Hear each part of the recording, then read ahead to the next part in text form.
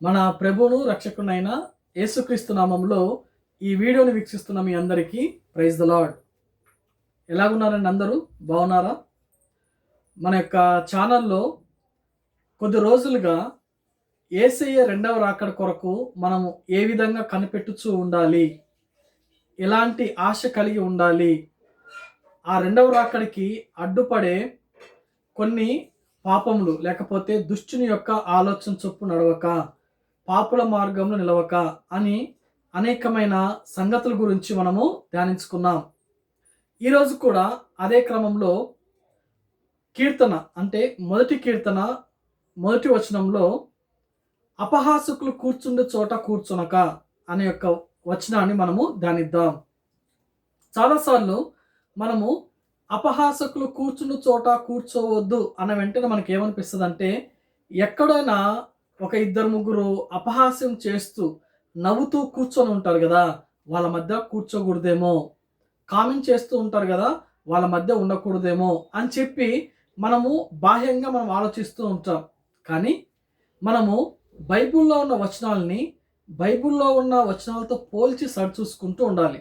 ఉదాహరణకి పేతురు రాసిన 2వ పత్రిక 3వ అధ్యాయం 3వ వచనంలో ఈ యొక్క అంత్యకాలంలో అంటే యేసయ్య వచ్చే రెండవ రాకల్లో అపహాసకులు బయలుదేరతారని, ఈ యొక్క అపహాసకులు ఎలాగ ఉంటారు అనేది వ్రాయబడి ఉంది.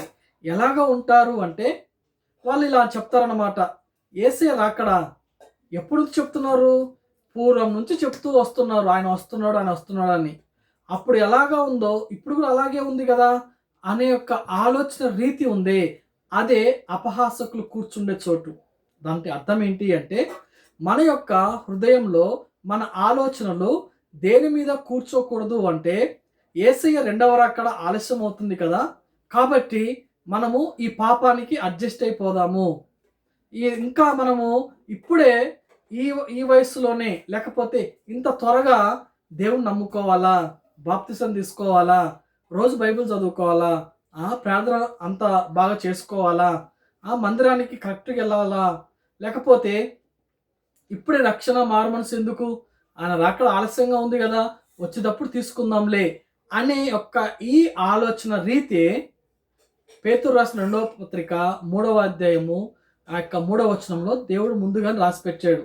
ఇలాంటి అపహాసకులు కూర్చుండే మాటలు లేకపోతే అలాంటి మాటల మీద ఆలోచన మీద మన మనసు కూర్చోకూడదు, ఉండకూడదు అని అర్థము. ఇప్పటికైనా అర్థమైంది కదా. అపహాసకులు కూర్చున్న చోటు కూర్చోవద్దు అంటే మనము దేవుని యొక్క రాకడ ఆలస్యం అవుతుందని చెప్పి ఈ లోకంలో ఉన్న పాపాలతో అడ్జస్ట్ కాకూడదు అని. ఈ లోకంలో ఉన్న స్వల్పకాల పాప భోగాల మీద మన మనస్సు ఉంచుకొని అలాగా ఉండకూడదు.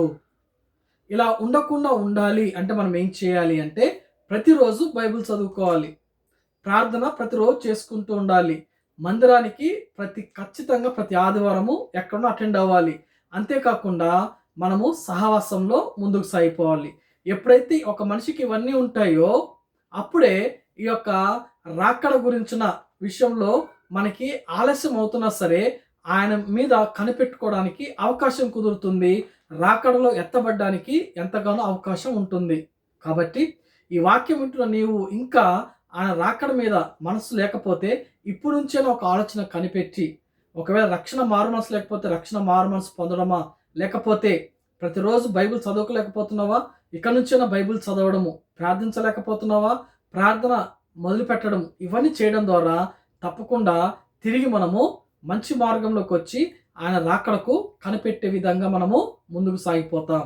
అటువంటి కృప దేవుడు మనకు దయచేయునుగాక. ఆమేన్.